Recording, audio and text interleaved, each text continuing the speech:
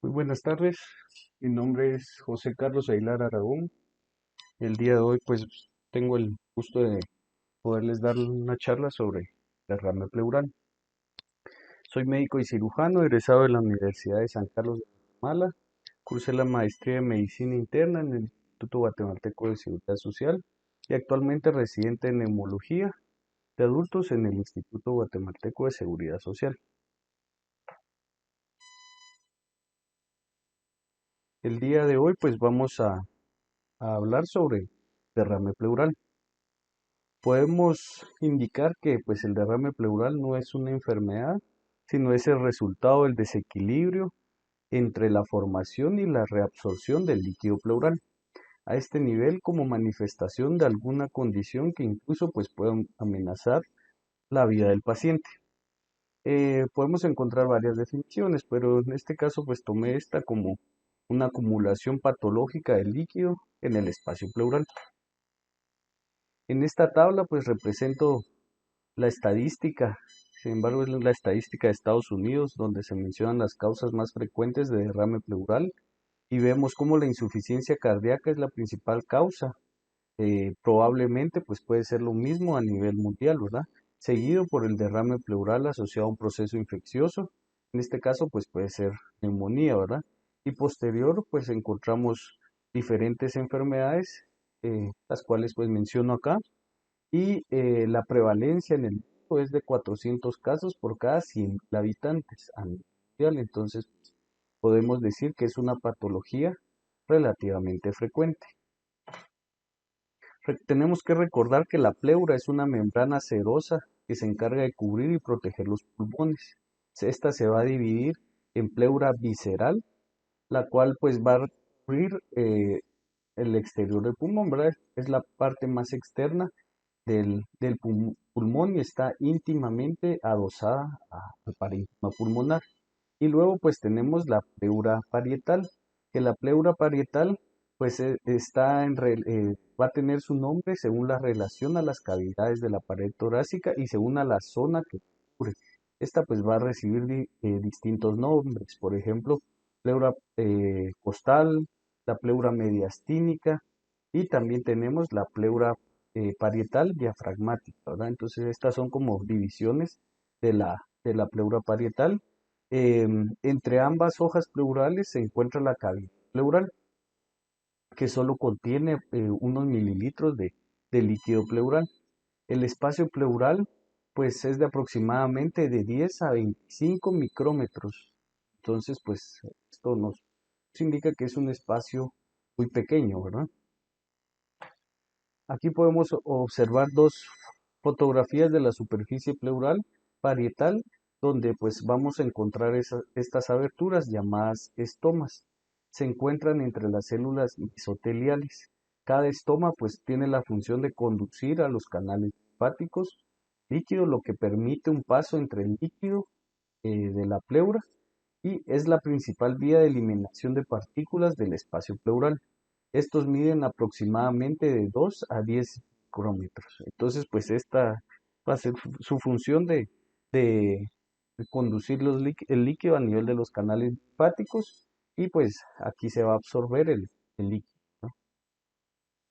En este esquema, pues podemos ver que el líquido habitualmente se produce por un ultrafiltrado del plasma, el cual es correspondiente a la filtración desde la circulación sistémica hacia el espacio pleural a través de la pleura parietal y se reabsorbe del drenaje linfático a algunos niveles o en algunos niveles. Ya estos corresponden a nivel costal, diafragmático y mediastinal. En este esquema pues vemos el equilibrio de las presiones, el cual pues va a depender de la presión osmótica y la presión hidrostática. El espacio pleural pues va a tener una presión ligeramente negativa.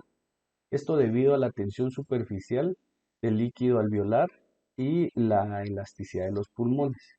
Debido a que las presiones hidrostáticas son más altas en la pleura parietal que en la pleura visceral, esto pues conduce a la producción de líquido a través de la pleura parietal. La presión oncótica está en equilibrio en ambos espacios. Y los vasos linfáticos de la pleura parietal pues son los responsables de la mayor parte de la reabsorción del líquido pleural. La capacidad de la absorción de estos vasos pues puede aumentar hasta 20 veces más como respuesta a aumentos en la formación del líquido pleural. Por lo tanto, pues solo vamos a ver un derrame clínicamente significativo cuando la producción del líquido pues va a sobrepasar sustancialmente la capacidad de los vasos linfáticos para reabsorber el líquido debido a la alta producción, o también puede ser secundario a la absorción disminuida o una combinación de ambos factores.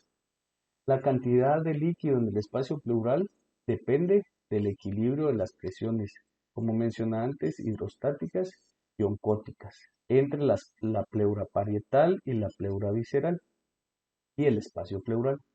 Debido a que las presiones hidrostáticas son más altas en la pleura parietal que en la pleura visceral y las presiones oncóticas pues son equivalentes, el líquido pleural pues se va a producir principalmente a partir de la pleura parietal. Entonces, pues esta es la fisiopatología o lo que podríamos entender de por qué es que algunas veces algunas patologías pues pueden aumentar la formación o disminuir la absorción del líquido pleural o una combinación como mencioné previamente. Cuando hay un aumento a nivel de la presión hidrostática, por ejemplo, en la insuficiencia cardíaca, esto aumenta el paso del líquido desde el capilar hacia la cavidad pleural. Como es solo un aumento de la presión hidrostática, únicamente pasará el líquido debido a que la pared del capilar se mantiene intacta. Em, Esto pues corresponderá o las características de este líquido será un líquido bajo en proteínas, sobre todo albúmina, y pues bajo a recuento celular. Esto le denominamos trasudado. El exudado, pues cuando hay un aumento inflamatorio, por ejemplo, en una neumonía, los mediadores inflamatorios pues producen alteración de la pared del capilar, lo cual permitirá el paso del líquido y proteínas y células al espacio pleural. Se produce puede ser secundario también vasodilatación y éstasis y aumento de los espacios interendoteliales. Entonces esto pues va a producir la fuga de líquidos y proteínas hacia el espacio pleural. Entonces podemos indicarle y resumir la fisiopatología en estos seis pasos, donde el primero pues hay un aumento de la presión hidrostática, descenso de la presión oncótica, hay un aumento de la presión negativa del espacio pleural, aumento de la permeabilidad capilar, puede existir alteración del drenaje linfático y paso del líquido desde la cavidad peritoneal, que también podría ser una causa de derrame pleural. Tenemos las características del líquido pleural. La producción pues puede ser de 0.1 a 0.2 ml por kilogramo. El nivel de proteínas es de 1 a 2 gramos por decilitro. Las células predominantes pues serán leucocitos y de estos pues un 20% serán linfocitos y algunas células mesoteliales. El pH será de 7.5 a 7.6. La glucosa será el 60% del plasma, la albúmina el 50-70%, la LDH menos del 50% del plasma y una tasa de recambio al día de 0.01 ml kilogramo hora. La clínica del derrame pleural es tan diversa como lo es su etiología. La disnea y el dolor pleurítico son los síntomas más comunes, pero en general son las diversas etiologías las que definen la presentación clínica del paciente. El dolor pleurítico aproximadamente un 75%. Es el dolor que aumenta con los movimientos respiratorios y con la tos y se encontrará en un 75% de los pacientes con derrame pleural. Este puede irradiar hacia hipocondrio e epigastrio. Y pues también tenemos que dar el tamaño, pues va a depender de las comorbilidades, de las rapidez de acumulación. Hay algunos pues pueden ser asintomáticos y es importante determinar causas pulmonares, cardíacas y otras. Para que se detecte clínicamente debe de haber al menos 400 cc de líquido pleural. En la inspección, pues vamos a ver disminución de movimientos respiratorios de la región afectada. A nivel de la palpación, las vibraciones vocales estarán disminuidas o abolidas. También tendríamos asimetría torácica, aumento de la frecuencia respiratoria en algunos casos y disminución de la expansión torácica.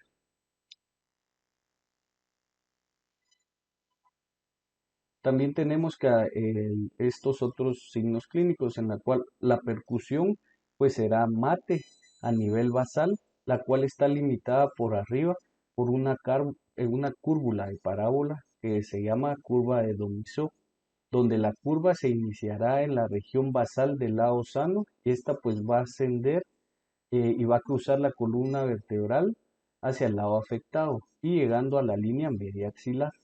El triángulo de matidez pues se forma en el lado sano y se llama triángulo de Rocco. Es producido por el rechazo de las estructuras hacia el lado sano por la acción mecánica del derrame. Por arriba del derrame estará hipersonoro.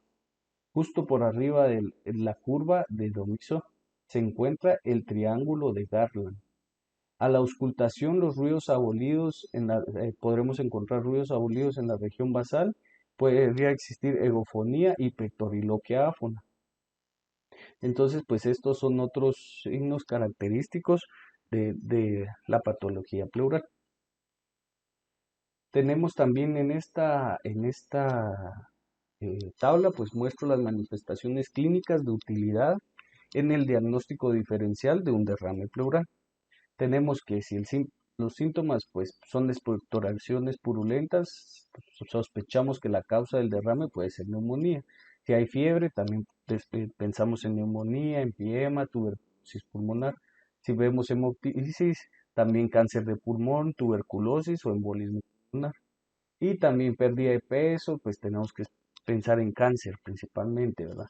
También hay los signos físicos, acropaquias, que pues se pueden encontrar en tumores fibrosos solitarios de pleura, en cáncer de pulmón, en edema, cirrosis hepática.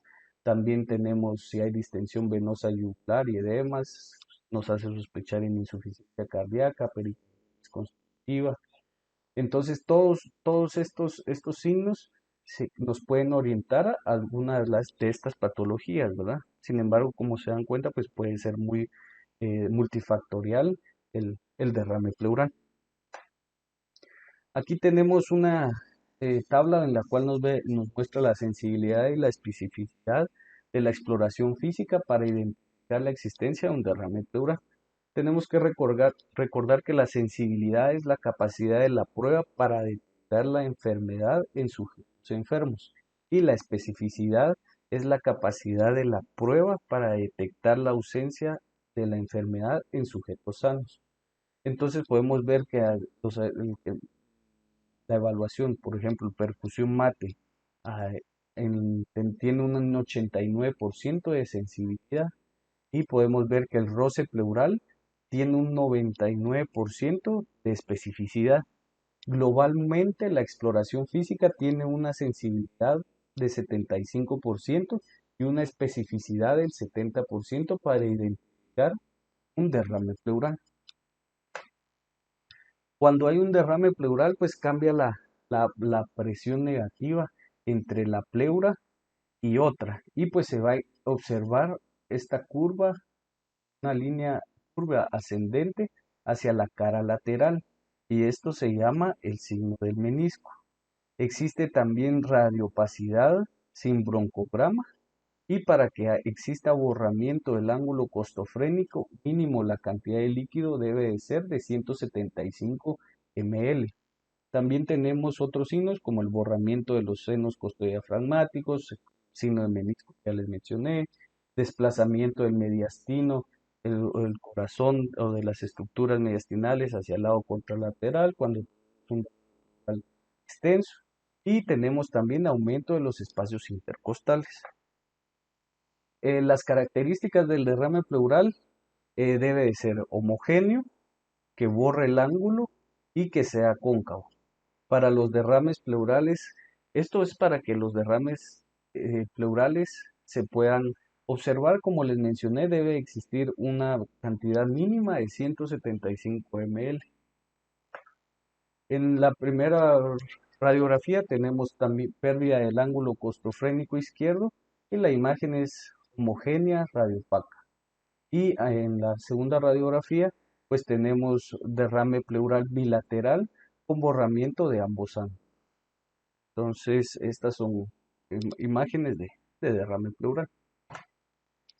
Aquí podemos ver también derrame pleural derecho con aspecto de meniscoide.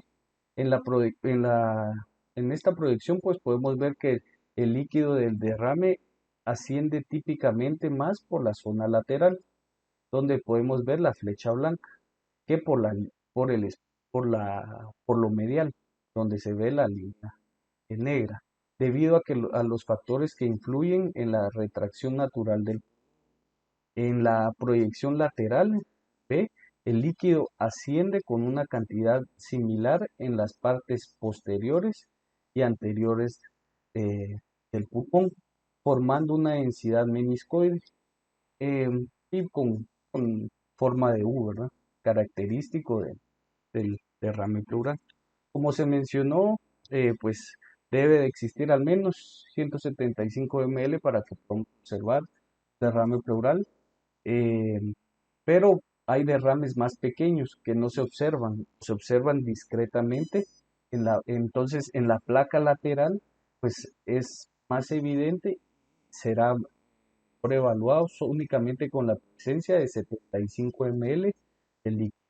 Entonces, siempre tenemos que recordar de solicitar la radiografía lateral, ¿verdad? Esta, pues, vemos una radiografía de cúbito lateral derecho, la cual muestra un gran derrame, donde pues están las flechas negras, que separa el derrame, pues va a separar el pulmón derecho de la pared torácica. El líquido hasta entra en la cisura horizontal, donde marco con la flecha blanca. Las radiografías en decúbito lateral detectan de manera más confiable derrames pleurales más pequeños. Entonces, esta también sería una indicación para poder realizar una radiografía de decúbito lateral. También aquí podemos observar un derrame pleural extenso, pacifica la mayor parte del hemitórax y respeta vértices, ¿verdad? Y vemos que hay desplazamiento de las estructuras mediastinales. Aquí pues podemos ver otra imagen de pleural característico, homogéneo, borra los ángulos, respeta vértices y porque es un derrame pleural extenso, pues desplaza las estructuras hacia la región contralateral. Otro estudio que es muy importante es la ecografía torácica. Tiene una sensibilidad del 100% y este pues nos va a ayudar a detectar locupaciones y también tiene de utilidad de guía para el acceso para realizar toracocentesis. Esta herramienta pues nos ayudará a detectar derrames de 5 ml. Es un procedimiento no invasivo y de bajo costo. Y en este esquema pues podemos ver la pleura parietal y la pleura visceral, presencia de derrame pleural. Y en el siguiente esquema pues vemos un derrame pleural con tabiques gruesos a través de todo el espesor del derrame pleural. La tomografía de tórax pues es útil para el estudio del espacio pleural, evaluar parénquima pulmonar y mediastino. Y pues en este podemos evidenciar también o tener otras causas de derrame pleural o indicarnos o nos hace poder evaluar si hay alguna otra causa del derrame pleural. En esta imagen pues tenemos el derrame pleural derecho con signo de menisco y en la tomografía B pues tenemos el derrame pleural con visualización de una masa paravertebral derecha como causa del derrame pleural de origen paraneoplásico. Entonces siempre pues es importante poder hacer una tomografía de tórax cuando tenemos sospecha de que sea otra la causa del derrame pleural. Ante cualquier derrame pleural, pues debemos realizar una toracocentesis. Existen excepciones, por ejemplo, que el derrame pleural esté causado por insuficiencia cardíaca, cirrosis. Sin embargo, pues cuando sea la situación clínica sea típica, ¿verdad? El cuadro crítico sea típico o que no mejora, pues se deberá realizar una toracocentesis. Es un procedimiento simple, el cual se puede hacer junto a la cama del paciente. Idealmente se realiza con ultrasonido, ¿verdad? Una guía de imágenes que nos permita observar el líquido pleural y pues se procede a realizar la punción entre el quinto a séptimo espacio intercostal en la mayoría de los casos. El abordaje debe ser en el borde superior de la costilla para evitar lesionar el paquete vasculonervioso. Como contraindicaciones, pues tenemos falta de colaboración del paciente, que la cantidad que sea una cantidad insuficiente de líquido, perdón, y también tenemos relativas, un INR mayor de 0.5, trombocitopenia o infecciones en el lugar planificado para hacer la punción. Se debe evitar también drenar grandes cantidades de líquido, ya que pues esto puede producir edema pulmonar por reexpansión. Pues aquí tenemos los criterios de Light, que estos van a tener una sensibilidad del 95 a 97% y una especificidad del 67%.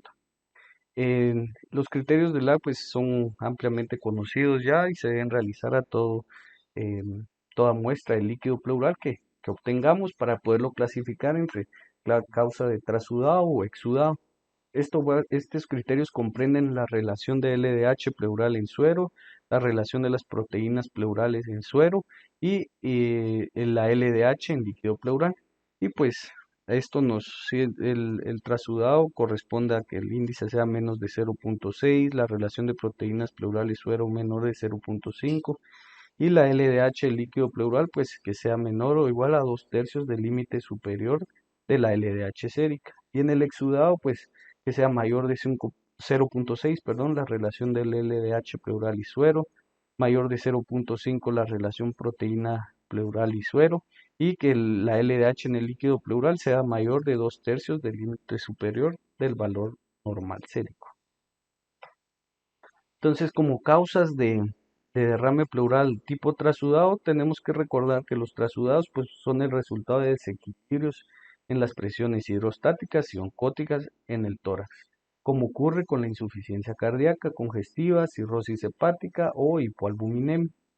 Y los exudados pues resultan principalmente de la inflamación pleural y pulmonar, lo que resulta en una mayor entrada de líquido y proteínas debido a la permeabilidad capilar elevada o del drenaje linfático deteriorado del espacio pleural. Entonces, las causas de derrame pleural de tipo exudado, pues tenemos infecciones, neoplasias, tuberculosis, artritis reumatoide, enfermedades autoinmunes y algunas infecciones micóticas. El análisis del líquido pleural, pues debemos realizar rutinariamente el recuento celular y diferencial de las células, el pH, proteínas, LDH, niveles de glucosa y en pacientes seleccionados realizar amilasa, colesterol. Sin embargo, pues a la mayoría de los pacientes se les debe solicitar un GRAM, cultivo y citología de líquido pleural. La glucosa, en ausencia de una patología pleural, las concentraciones de la glucosa en el líquido pleural y sangre periférica son equivalentes y los niveles disminuidos de glucosa menores a 60 miligramos por decilitro en el líquido pleural pues pueden estar asociados a un derrame pleural paraneumónico complicado por empiema, tuberculosis y las causas más frecuentes de niveles de glucosa muy disminuidos son artritis reumatoide y el empiema. Entonces, también tenemos que si el pH es inferior a 7.2, pues es importante poderlo establecer, ya que sería indicación de drenaje pleural como tratamiento ya para el derrame pleural paraneumónico. Entonces es importante siempre poder solicitar niveles de pH y glucosa en el estudio del líquido pleural. Recuento celular con diferenciales y químicas, igual lo que me mencioné, las proteínas, LDH y glucosa. Si vemos que está a expensas de neutrófilos, pensamos en neumonía bacteriana y linfocitos pues nos hace sospechar de etiología tuberculosa o química. En algunos casos, pues se debe realizar la toracocentesis terapéutica cuando se necesita alivio sintomático, por ejemplo, en un derrame pleural maligno extenso. Y pues realizar las tinciones y cultivos correspondientes al líquido pleural. El tratamiento pues va orientado a la etiología. Si tenemos un trasudado, pues debe hacerse manejo de la patología de base, por ejemplo, ICC, cirrosis, síndrome nefrótico. Y cuando es exudados, pues se debe iniciar de origen paraneumónico, iniciar la cobertura antibiótica y drenaje si hay indicación, como mencioné previamente, ya que la indicación de drenaje exudado o en la presencia de un exudado de origen paraneumónico, pues podemos encontrar el pH por debajo de 7.2, una glucosa menor de 40 y la LDH mayor de 100. Esa ya es indicación de colocar tubo intercostal y realizar el drenaje correspondiente del líquido. Y pues las neoplasias debe de ser manejo oncológico, se debe drenar si existe sintomatología o si el derrame pleural sea mayor del 50% del hemitórax afectado.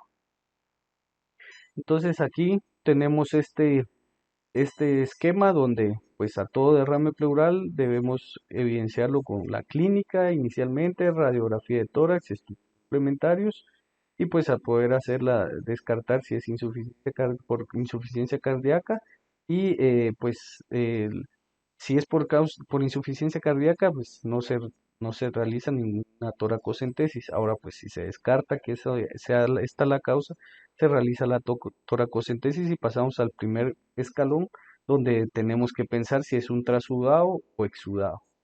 Dependiendo de los criterios de Light, si vemos que es un exudado, pues igual ya se pasa al segundo escalón donde es el pronóstico. Entonces aquí se le solicitan niveles de pH, colesterol, triglicéridos, recuento celular y también niveles de glucosa, ¿verdad? Y el tercer escalón que ya corresponde a la identificación del diagnóstico etiológico, la citología, la microbiología, la adenosin desaminasa y las isoenzimas, también triglicéridos, los kilomicrones, amilasa y otros datos relacionados con la presunción clínica. Aportan la información etiológica. Entonces, como podemos ver, debe ser un abordaje haciendo énfasis siempre en buscar la causa que está produciendo el derrame pleural y descartar las causas más comunes, como mencioné, insuficiencia cardíaca, síndrome nefrótico, puede ser también cirrosis. Y si descartamos esas causas, pues ya tenemos que entrar a un abordaje donde realizamos la toracocentesis y poder clasificar el derrame pleural según las características del líquido, ¿verdad? Correspondiente a un trasudado y exudado. Entonces, pues esto es la charla que traía el día de hoy. Espero que sea de mucha ayuda para todos. Y pues en la primera diapositiva está el correo, al cual si tienen alguna duda, alguna sugerencia, pues con gusto estaré para resolver la duda. Así que muchas gracias por su atención. Feliz día.